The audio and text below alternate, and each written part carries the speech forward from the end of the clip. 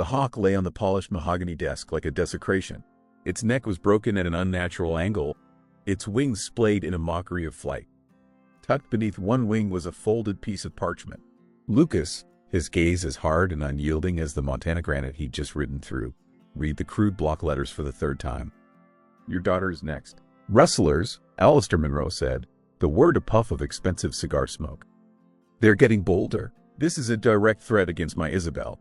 He gestured with a manicured hand toward the dead raptor, a performance of fatherly distress that felt as polished as the desk. "I need a man who can ensure her safety. They told me you were the best." Lucas's eyes drifted past the rancher to the room itself. The study was a monument to power, paneled in dark, imported wood and smelling of old leather and money. A massive stone fireplace stood cold and empty, and the walls were lined with the glassy-eyed heads of elk, bear, and bighorn sheep. It wasn't a home, it was a tomb for anything wild. "The job is simple," Alistair continued, his voice resonating with practiced authority. "Stay with her. At all times. No harm is to come to my daughter." "And if harm is intended?" Lucas asked, his voice a low gravel. "What are the rules of engagement?" Alistair's smile was a cold, thin line. "There are no rules when it comes to protecting my family. Mister, call me Lucas." He didn't offer a last name. The one he'd been born with was buried under the weight of a past failure, and the one he used now was just a convenience. He'd learned the hard way what happened when you trusted powerful men with too much of yourself. He was here for a paycheck, one last job to secure the stake for a small plot of land where he could finally disappear. "Very well, Lucas. You will find the accommodations here at the Circle M more than adequate." Alistair walked to a heavy oak door and opened it. "Isabelle, my dear, could you join us?" Lucas had pictured the rancher's daughter as a delicate, hothouse flower, draped in silk and accustomed to soft living. The young woman who entered the study was anything but. She was tall, with a straight-back posture that bordered on defiant, her dark hair pinned in a severe bun that failed to contain a few rebellious strands. Her eyes, the same piercing blue as her father's, were intelligent and cold as ice. She took in the scene, the dead hawk, her father's theatrical worry, and Lucas's stoic presence, with a dismissive sweep of her gaze. "Another warden, father?" she asked, her voice laced with a cool irony that set Lucas's teeth on edge. "Was the last one not to your liking?" "Isabelle, this is Lucas. He's here for your protection," Alistair said, his tone shifting to one of strained patience. "This is not a game. Your life has been threatened." She scoffed, a small, unladylike sound. "A dead bird and a crude note are the work of a disgruntled ranch hand we fired last month, not a mastermind." "This is a waste of money." She looked directly at Lucas, her eyes sizing him up. "I don't need a keeper." "With all due respect, ma'am," Lucas said, his voice flat. "Your father disagrees. And he's the one signing my pay." The challenge hung in the air, and for a moment, a flicker of something other than disdain crossed her face. Surprise, perhaps. Before she could retort, Alistair stepped between them. "The matter is settled. Lucas will be your shadow, Isabelle. You will not leave the main house without him." Her jaw tightened, but she gave a curt, angry nod and swept from the room, leaving the scent of lavender and rebellion in her wake. Lucas watched her go, a knot of unease forming in his gut. This was not the simple job he'd been promised. Over the next few days, Lucas discovered the Circle M was less a ranch and more a feudal kingdom. Alistair Monroe ruled it with an iron will, his authority absolute. The ranch hands were a silent, grim-faced lot who moved with a nervous energy, their eyes constantly darting toward the ranch's foreman, Jedediah Kane.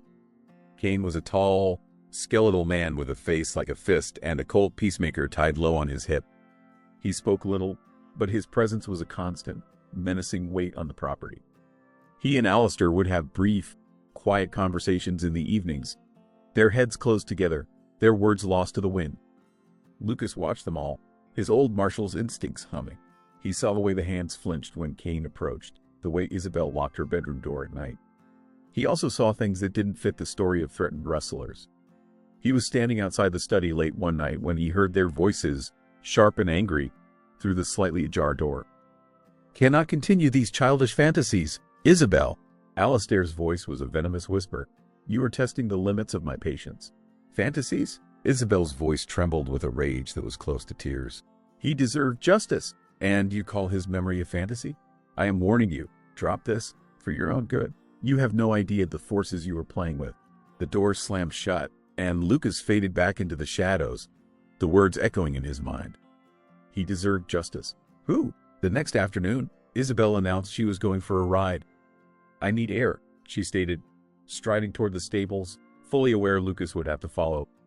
I'm suffocating in that house. It's not wise to go so far from the main buildings, Lucas advised, his tone carefully neutral. I'm not a prisoner, she snapped, her hands tightening on her horse's reins.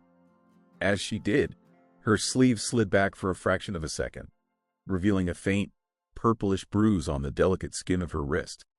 She covered it instantly, but not before Lucas saw it. He said nothing, his face a mask, but a cold piece of the puzzle clicked into place in his mind.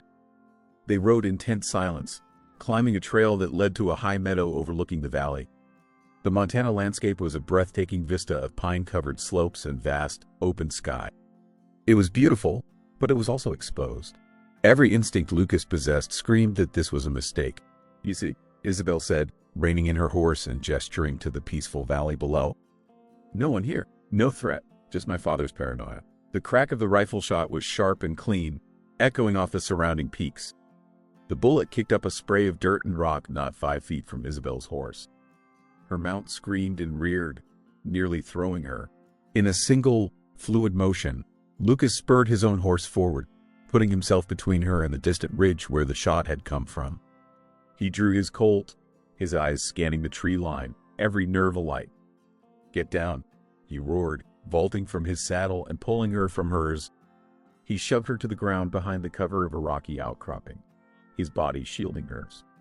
There was no second shot. It had been a warning, a terrifyingly precise one. Are you hit? He demanded, his hands checking her for injury.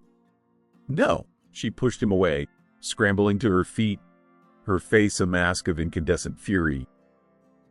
Not fear. Do you see? Do you see what he'll do to keep me quiet? Lucas stared at her, the final pieces of the puzzle locking together with horrifying clarity. She wasn't talking about a rustler. He hustled her back to the horses, his mind racing. They rode back to the ranch at a punishing gallop, the silence between them now charged with a new, dangerous understanding. At the stables, he swung down and reached up to help her dismount. Her body was trembling, not with fear, but with a barely contained rage.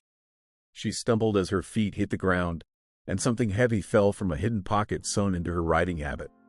It was a small, leather-bound journal. Lucas instinctively bent and picked it up.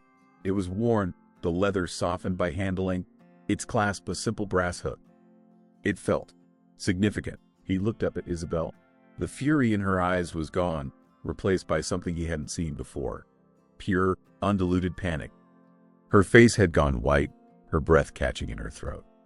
Her gaze was fixed on the journal in his hand as if it were a venomous snake.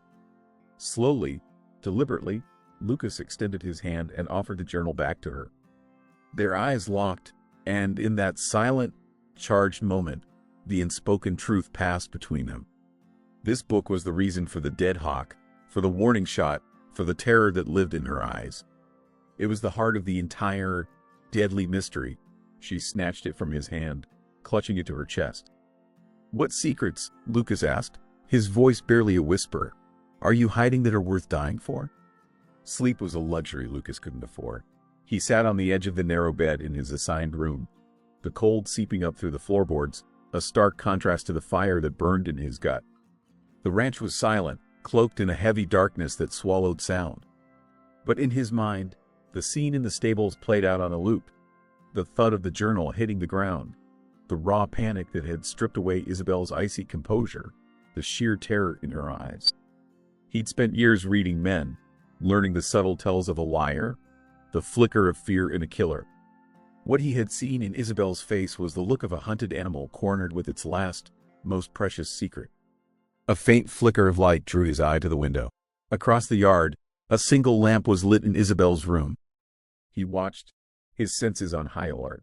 Minutes stretched into a quarter of an hour. Then, the light was extinguished. Lucas remained still, an old instinct telling him the night's movements were not yet over. He was right. A shadow detached itself from the main house, a slender silhouette moving with a stealth that surprised him. Isabelle! He was on his feet in an instant, pulling on his boots without a sound.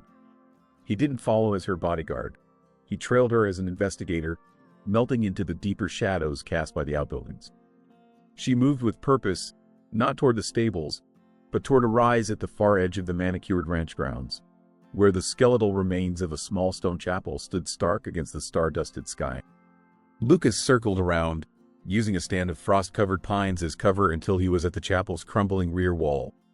Through a grimy, cracked pane of glass, he saw her. She had lit a single lantern, its golden glow pushing back the oppressive darkness. She sat on a dusty pew, the journal open in her lap, her shoulders shaking with silent sobs. He entered not through the main doors but through a side entrance, the hinges groaning in protest. She gasped, spinning around, the journal clutched to her chest like a shield. Her face was pale, tear-streaked, and defiant. "You shouldn't have followed me," she said, her voice a harsh whisper. "My job is to be your shadow," Lucas replied, his voice low and calm. He closed the door, shutting out the biting wind. "But that's not why I'm here. That journal, it's the reason for all this, isn't it? The hawk, the rifle shot." Her composure, already fragile, shattered. "You don't understand," she choked out, fresh tears spilling down her cheeks. "You can't. Try me," he said, taking a step closer. "I understand that you're more afraid of your father than any rustler. I understand you're hiding something that you believe is worth your life." That was all it took. The dam of her carefully constructed defenses burst, and the story came tumbling out, a torrent of grief and terror that filled the cold, hollow space of the chapel. "It wasn't his," she began, her voice cracking. "The journal belonged to Marcus Thorne." Lucas kept his face impassive, though the name registered. Thorne had been Alistair's partner, a man universally liked, whose death in a supposed riding accident a year ago had cemented Monroe's sole ownership of their vast empire. He was more of a father to me than my own ever was," Isabelle continued, her words punctuated by sobs. "He was kind and he was good, and he saw what my father was becoming. He started writing things down, documenting the forged deeds, the stolen water rights, the families Alistair drove from this valley." She opened the journal with trembling hands. "It's all in here, his suspicions, his proof."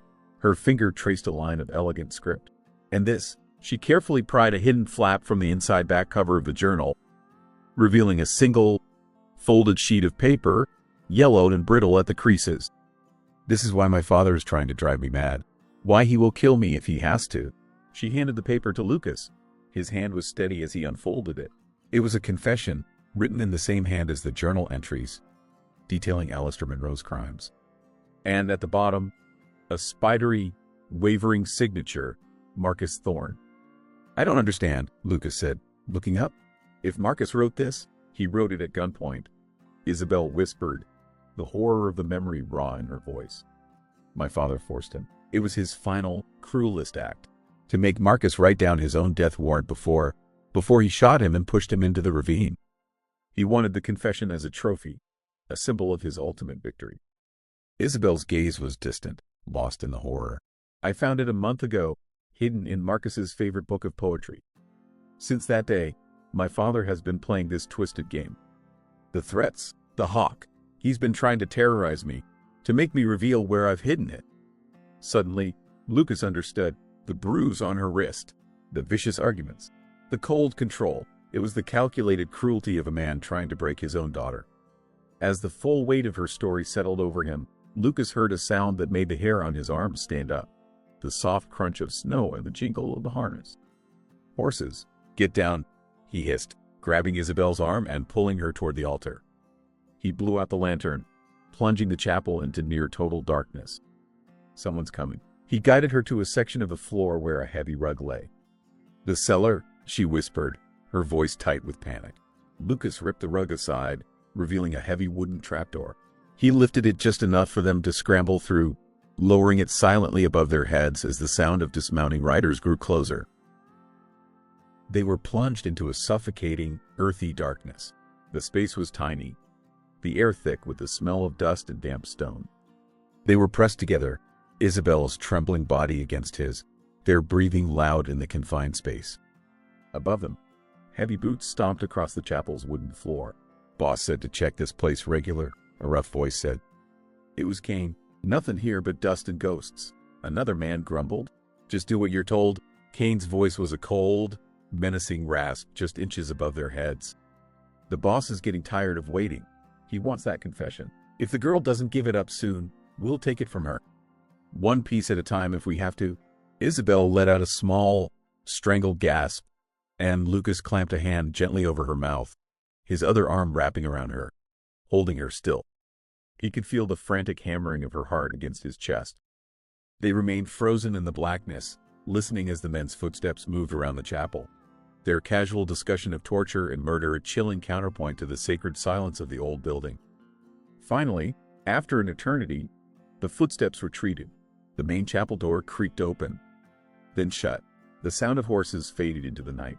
They waited in the cellar for a long time, neither moving nor speaking, the echo of Kane's words hanging in the darkness between them. At last, Lucas pushed the trapdoor open. A sliver of moonlight from the cracked window was the only light. He climbed out, then reached down to help a trembling Isabelle to her feet. The shared terror had burned away the last vestiges of their professional relationship. She was no longer a client. She was a witness, a victim, and a target. And he was the only thing standing between her and a man who would stop at nothing to bury his crimes. He looked at her, her face a pale oval in the gloom, her eyes wide and haunted. "You can't go back to that house," Lucas said, his voice low and intense, the words an irrevocable vow. "Now that he knows you won't break, he won't hesitate to kill you." Isabelle looked up at him, her silhouette framed by the faint moonlight. The fear was still there, but beneath it, a fragile, desperate seed of hope had taken root. Her gaze locked with his, a silent plea that was also a profound challenge, stripping away every lie and pretense until only the lethal truth remained. "Will you help me?" she whispered. "Yes." The word was a single, hard stone dropped into the silent well of the chapel. It was immediate, unequivocal. In that one syllable, Lucas shed the skin of the weary cynic for hire and became the man he had spent the last 7 years trying to forget, a U.S. Marshal with a cause. The ticking clock of their survival began. "We leave before dawn," he said, his voice low and commanding, his mind already a whirlwind of tactical calculation. "Kane will have men posted by morning. Our only chance is the storm front moving in. It'll cover our tracks, but it will also try to kill us." He looked at Isabelle, seeing not a fragile heiress but a soldier in a war she hadn't chosen. "No arguments. Do exactly as I say. Move when I move. Stop when I stop." "Understood?" Isabelle nodded, her fear-widened eyes now glinting with a hard resolve. The terror of the cellar had forged her fear into a weapon. "Understood." Their return to the main house was a journey through a landscape of ghosts and shadows.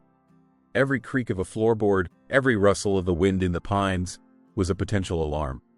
Lucas moved with a fluid, predatory grace, his senses attuned to the sleeping wrench.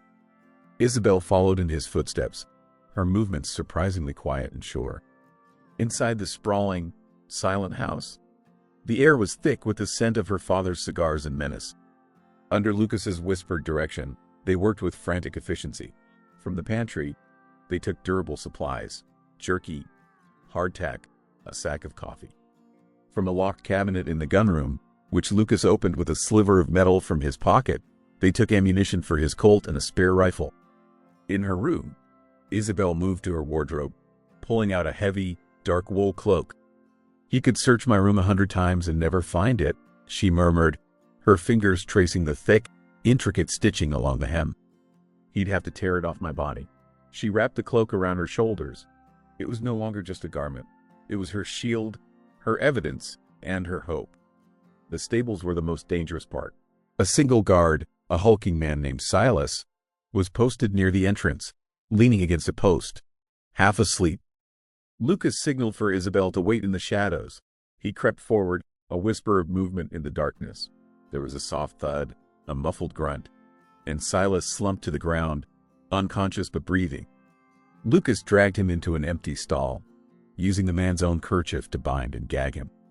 There was a cold efficiency to his actions that both reassured and chilled Isabelle. This was a man who knew the mechanics of violence. They chose their mounts with care, a powerful black gelding for Lucas and a swift-footed chestnut mare for Isabelle. The horses they'd ridden earlier that day. They were fresh and strong, Leading them out of the stable and into the biting wind felt like the final, irreversible step. They were nearly clear, the main gate a dark silhouette 100 yards ahead, when a single, sharp bark split the night. A light flared to life in the foreman's bunkhouse. The door was thrown open, and Jedediah Kane stood framed in the yellow light, a rifle in his hand. "Ride!" Lucas roared, vaulting into his saddle and slapping the rump of Isabelle's mare. The stealthy escape exploded into a desperate, thundering gallop. Shouts erupted from the bunkhouse. The alarm bell began to clang, its frantic peal shattering the night. Behind them, the sounds of a full-blown pursuit rose, men shouting, horses whinnying, the first crack of a rifle shot whistling past them into the darkness. They bent low over their horses' necks, urging them into the wilderness as the first stinging flakes of snow began to fall. The wind, which had been a whisper, was now a rising shriek, tearing at their clothes and driving the snow into their faces. The blizzard Lucas had counted on had arrived. It was their savior and their tormentor. The swirling snow became a blinding curtain, swallowing the lights of the pursuing ranch behind them, muffling the sounds of the hunt. But it was also a brutal, physical assault. The temperature plummeted. The wind clawed at them with icy talons, and the ground beneath the horses' hooves became a treacherous, invisible landscape of drifts and hollows.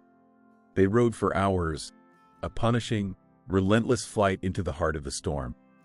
There was no trail, only instinct. Lucas pushed them onward, his face set like stone against the blizzard's fury, knowing that to stop was to die, either by the cold or by the guns of the men who would surely follow. Just as the first pale, gray hint of dawn began to lighten the eastern sky, Lucas spotted it through the whiteout, a dark shape against the snow, a dilapidated line shack, half buried in a drift. "Shelter!" he yelled over the wind. He practically had to drag the half-frozen Isabelle from her saddle. The horses, their coats caked with ice, were nearly spent. Inside the shack, the air was frigid, but at least it was still. It was a single, cramped room with a collapsed bunk and a small, rusted stove. With numb fingers, Lucas fought to start a fire, using the last of his strength to coax a sputtering flame from the damp kindling he found in a corner. The fire caught, a small, courageous pocket of warmth against the storm's siege. He turned to Isabelle, who was huddled on the floor, wrapped in her cloak. Her body was racked with violent shivers. "We made it," he said, his voice raw. He knelt beside her, intending to help her closer to the fire. He touched her forehead. The skin beneath his fingers was scorching hot. It wasn't just the cold. A dangerous, raging fever was consuming her from within. He looked from her glazed, unfocused eyes to the roaring blizzard outside. He had fought their way free from her father's men, only to be trapped by an enemy he couldn't see, an enemy he had no weapon to fight. Her breath came in shallow, ragged gasps, and Lucas felt a cold dread, more profound than any fear of pursuit, wash over him. He was losing her. The blizzard was a living thing, an entity of pure, white fury that threw itself against the flimsy walls of the line shack. The wind screamed like a banshee, clawing at the chinking between the logs and driving fine powder through every crack. Inside the shack, a different kind of storm raged, one of heat and delirium. Isabelle burned. Lucas had stripped away her wet outer layers, leaving her in her simple chemise, but the heat radiating from her skin was a terrifying, dry fire. Her teeth chattered uncontrollably, a violent tremor that shook the rickety bunk where she lay. Her breath came in shallow, ragged rasps, and her eyes, when they occasionally flickered open, were glazed and unseeing. Lucas felt a familiar, sickening helplessness. He was a man of action, a man whose life had been defined by his ability to impose order on chaos with a steady hand and a loaded gun. But this was an enemy he couldn't face down, a foe he couldn't shoot. He could only watch and wait and tend to her with clumsy, desperate hands. He melted snow in a rusty pot over the small fire, using a strip torn from his own shirt to moisten her cracked lips and bathe her scorching forehead. The hours bled together into a single, unending vigil. In her delirium, Isabelle's carefully constructed walls crumbled, and the truth she had guarded so fiercely spilled out in fevered, broken whispers. "Marcus, don't ride out today," she murmured, her voice a child's plea. "The sky looks angry. I baked your favorite honey cakes." Lucas's gut clenched, He was hearing the echoes of a love that had been her only true sanctuary. Later, she thrashed, her hands flailing as if to ward off a blow. "No, Father, please. It was just a book." "Don't." She whimpered, her hand flying instinctively to her wrist, the one where Lucas had seen the bruise. He saw it now, the ghost of her father's grip, and a cold, murderous rage settled in his heart. Then came the words that made him lean closer, his breath held tight. "The sanctuary, in the stones," she mumbled, her voice faint. "Marcus said, a place for prayers. He said you'd never find it there. Never." The words were fragments, a puzzle he couldn't yet piece together. He stored them away, focusing on the immediate, desperate battle. The scene was a cruel echo of a past he had spent 7 years trying to outrun. The same dry heat, the same ragged breathing. It was his wife, Mary, her body consumed by the diphtheria that had swept through their small Pennsylvania town. And their son, little Sam, his life extinguished in less than a day. Lucas had been away, tracking a band of outlaws, earning a commendation from the marshal's service. He had returned to a silent house, a note from the town doctor on the door, and 2 fresh graves in the churchyard. He had failed them. His duty to the law had cost him everything. He looked at Isabelle, her life now flickering as precariously as the flame in the hearth, and a raw, primal vow formed within him. This time, he would not fail, but desperation was a poor substitute for medicine. By the second night, her breathing grew shallower. The fever was winning. Lucas was out of options. Then, a memory surfaced, a piece of frontier lore an old trapper had shared years ago. A fever break made from the inner bark of a willow tree. It was a fool's hope, a long shot, but it was the only shot he had. Pulling on his heavy coat, he took a deep breath and plunged into the white hell of the blizzard. The world outside the shack was an immediate, violent assault. The wind tore the air from his lungs, and the snow was a blinding, disorienting wall. He tied one end of a rope to the door latch and the other around his waist, his only guarantee he'd find his way back. He had to find a creek. Willows grew near water. He battled his way through waist-deep drifts, the cold a physical pain that burned in his chest and stabbed at his eyes. The world was reduced to a roaring, featureless white.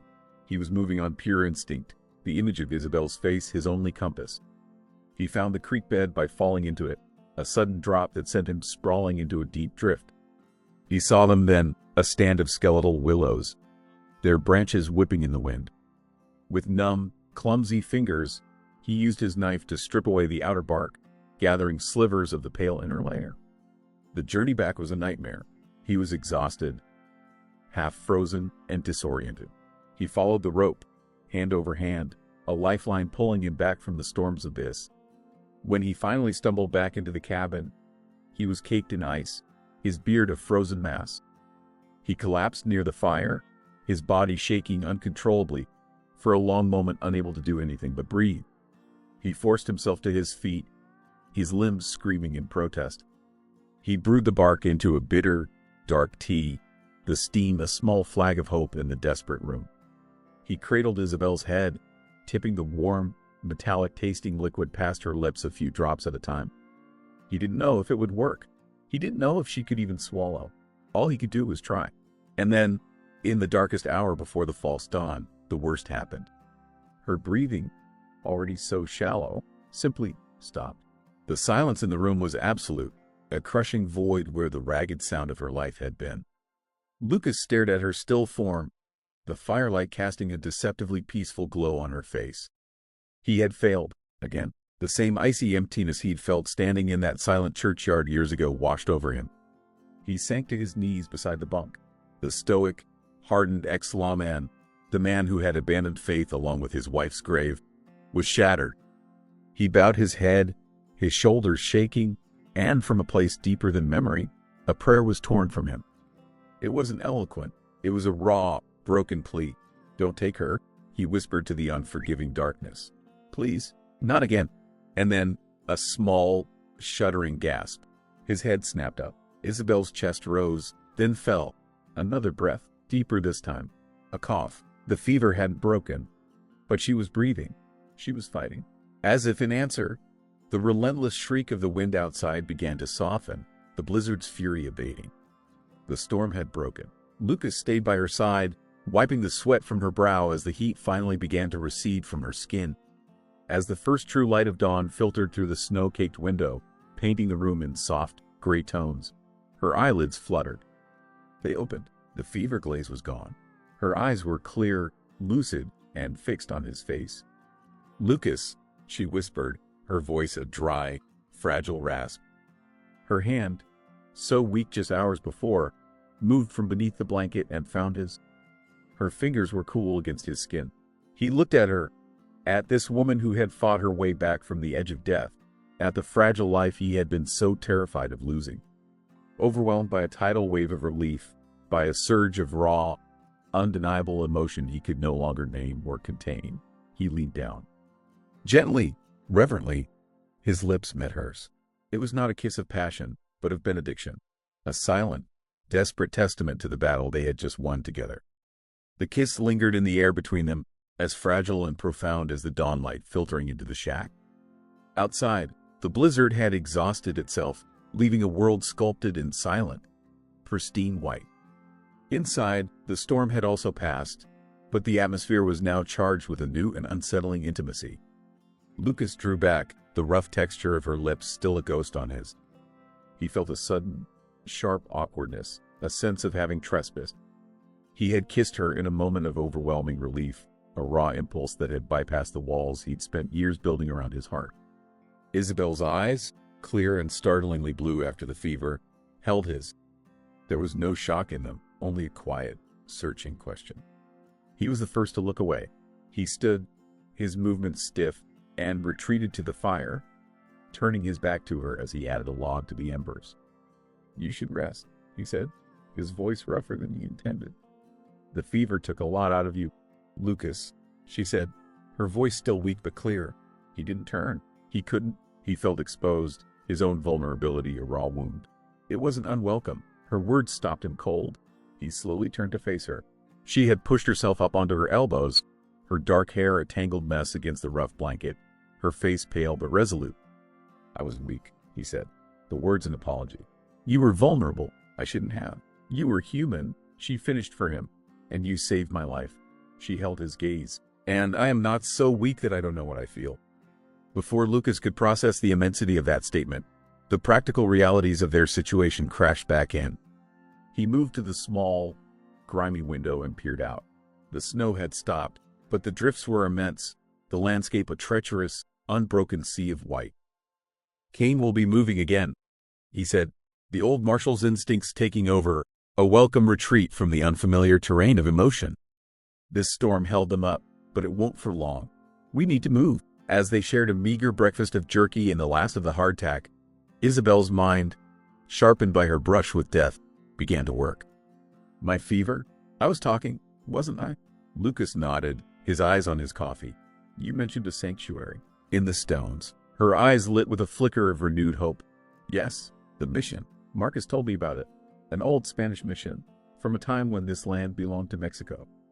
It's hidden deep in the foothills, in a small valley the survey maps missed. He said it was a place where God still listened." She struggled to sit up further. "It's our only chance, Lucas. It's the one place my father would never think to look. He doesn't even know it exists." The journey was a brutal test of endurance. Isabelle, still weak, rode with a grim determination that amazed Lucas. He walked ahead, leading the horses, breaking a trail through the deep, punishing snow. The world was a blinding expanse of white and blue, the sun reflecting off the snow with a painful glare. By the second day, they saw the tracks. 3 riders, moving in a parallel line to the south, methodically sweeping the territory. Kane, the chase was on again. They pushed deeper into the mountains, the terrain growing more rugged, the air thinner. Lucas used every trick he knew, doubling back, crossing icy streams to hide their tracks, choosing paths through dense timber where they were less likely to be spotted. But Kane was relentless, a patient predator closing in. The confrontation came at a place called Devil's Tooth Pass, a narrow, treacherous trail carved into the side of a sheer rock face. 1,000-foot drop yawned to their right. They were halfway across when 3 figures appeared on the trail ahead, blocking their path. Kane and 2 of his men. "Nowhere left to run, Abernathy," Kane's voice echoed in the still, cold air. The name was a deliberate, mocking insult. The boss wants his property. The cloak. Give it to us, and he might let you live. Lucas pushed Isabelle and the horses back behind a bend in the trail. Stay here, he ordered. He drew the cold metal, a familiar weight in his hand. There are 3 of them, Isabelle protested, her hand on his arm. I've faced worse odds, he said, but they both knew it was a lie. He was tired, his body aching from the trail, and his mind was clouded by a desperate fear for her safety. He stepped out from behind the rock. This is between you and me, Kane. Let her go. Kane laughed, a harsh, ugly sound. The boss was very clear. No witnesses. He raised his rifle. A bullet ricocheted off the rock near Lucas's head, showering him with stone splinters. He fired back, his shot going wide as he ducked for cover. The narrow pass offered almost no protection. They were trapped. As another volley of shots echoed through the pass, Lucas glanced up. The rock face above them was a jumble of loose scree and larger boulders, held in place by little more than snow and gravity. An idea, desperate and lethal, formed in his mind. The horses, he yelled to Isabelle. Get them as far back as you can. She understood instantly. While she scrambled to pull the frightened animals back along the trail, Lucas began firing at the rock face above Kane and his men. The first few shots did nothing, simply pinging off the granite. But then a larger slug hit a key point, and a cascade of small rocks began to fall. What's he doing? One of Kane's men shouted, looking up in confusion. Kane saw the danger. He's trying to bring the mountain down on us. Get back! But it was too late. Lucas fired again and again, emptying his revolver into the unstable rock. With a deep, groaning roar, a section of the mountainside gave way. Boulders the size of wagons and a river of rock and snow thundered down onto the trail, completely obliterating the path where Kane and his men had stood. The sound of the rock slide was deafening, a primal roar that seemed to shake the very foundations of the world. When the dust and snow settled, the pass behind them was gone, sealed by a massive wall of debris. They were safe, for now. Lucas leaned against the rock wall, his body trembling with adrenaline and exhaustion. A searing pain in his left arm made him look down. A piece of flying rock had torn through his coat and shirt, leaving a deep, bleeding gash. Isabelle rushed to his side, her face pale. You're hurt. It's nothing, he said, but the world was starting to tilt at an odd angle. She tore a strip from her petticoat, her hands surprisingly steady as she fashioned a makeshift bandage, pressing it tightly against the wound to staunch the bleeding. We need to get you somewhere safe, she said, her voice firm. We need to find the mission. He looked at her, at the fierce determination in her eyes, and knew that their roles had shifted once more. He had saved them from the chase, but now she would have to save him. Supported by her strength, they pressed on, following the landmarks she remembered from Marcus's descriptions. They found it at dusk, just as Lucas felt his own strength failing. It was nestled in a hidden valley, a beautiful, haunting stone structure, its bell tower a dark finger pointing toward a sky bruised with the colors of sunset. The mission of San Cristobal. It seemed untouched by time, a pocket of peace in a violent world. Leaning heavily on Isabelle, Lucas stumbled toward the heavy, weathered doors.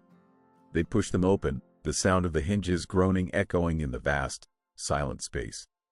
Dust motes danced in the shafts of fading light that pierced the gloom. The air was cold, still, and sacred. They stepped inside, into the echoing silence of the main chapel. Marcus said you might come one day. The voice came from the shadows near the altar. A figure stepped into a shaft of light. It was an old man, his face a roadmap of wrinkles, his cassock worn and faded. He held a shotgun, its twin barrels pointed steadily at Lucas's chest. He wrote to me, you see, the priest said, his voice a dry rustle of leaves.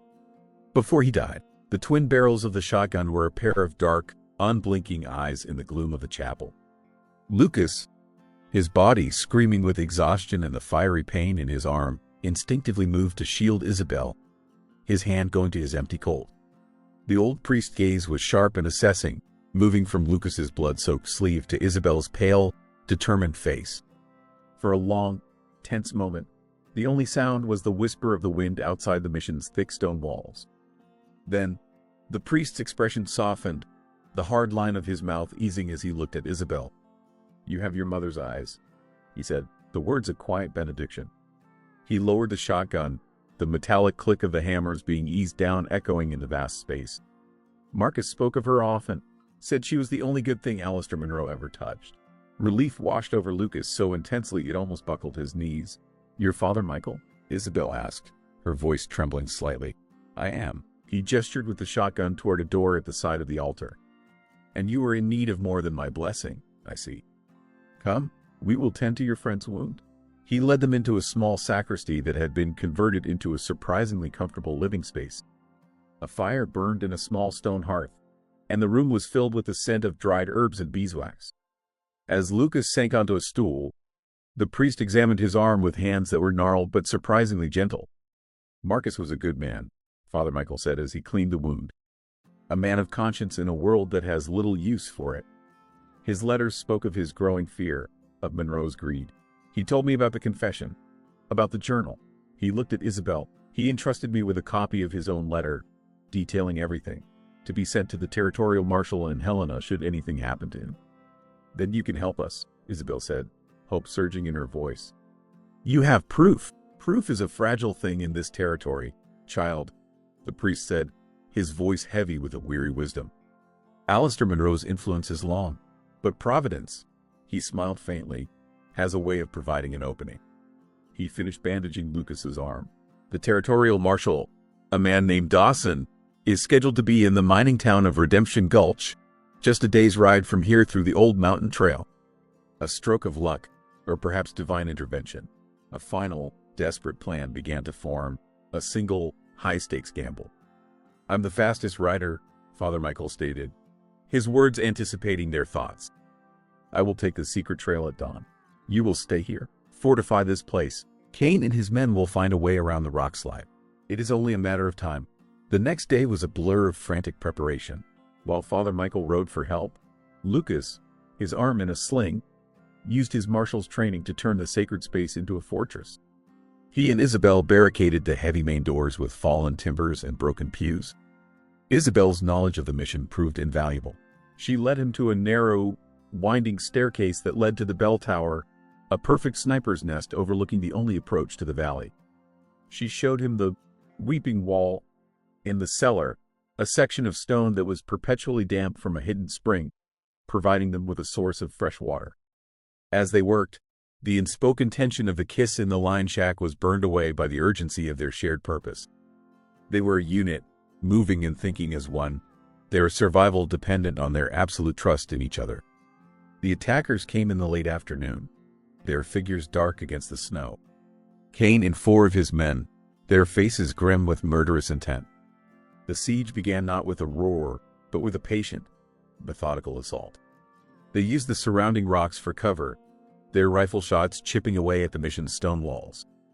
From his vantage point in the bell tower, Lucas returned fire, his shots careful and measured, aimed not to kill but to keep them at bay, to conserve their precious ammunition. Isabelle acted as his spotter, her keen eyes tracking the movements of their assailants below. One moving to the left, behind the fallen oak, she would call, and Lucas would fire, the crack of the rifle echoing through the valley. The hours crawled by, the sun began to dip toward the mountains, painting the snow in shades of blood and fire.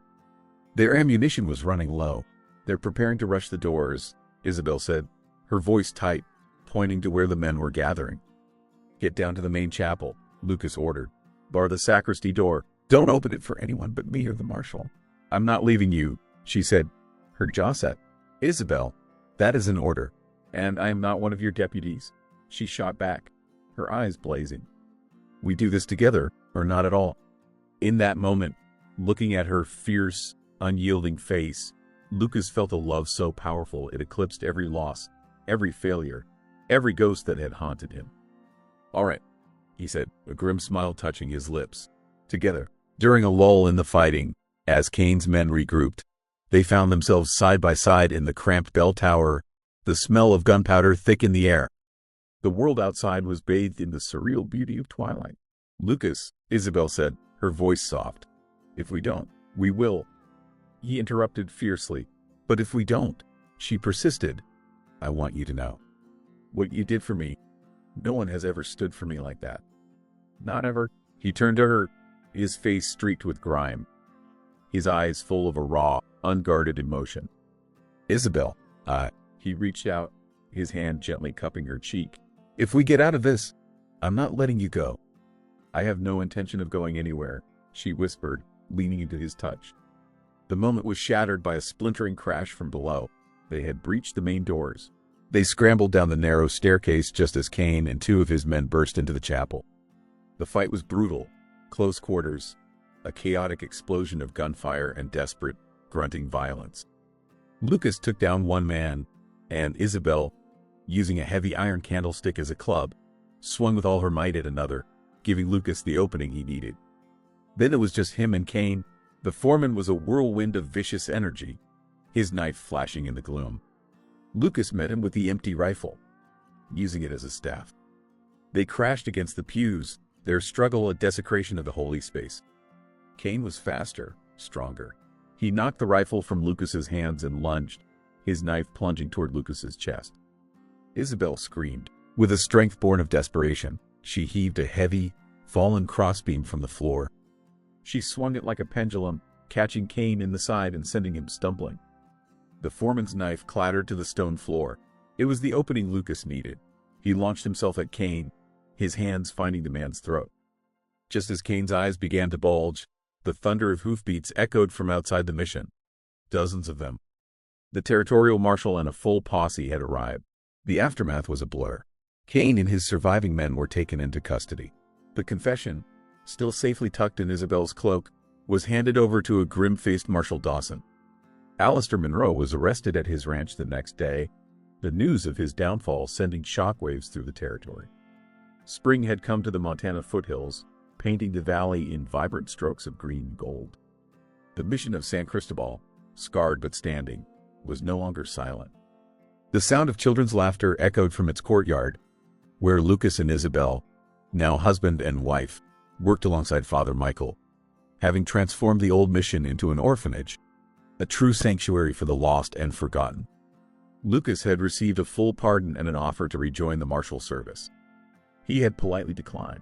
He had found his justice, his redemption, not in a badge, but in the quiet, steady work of building a new life.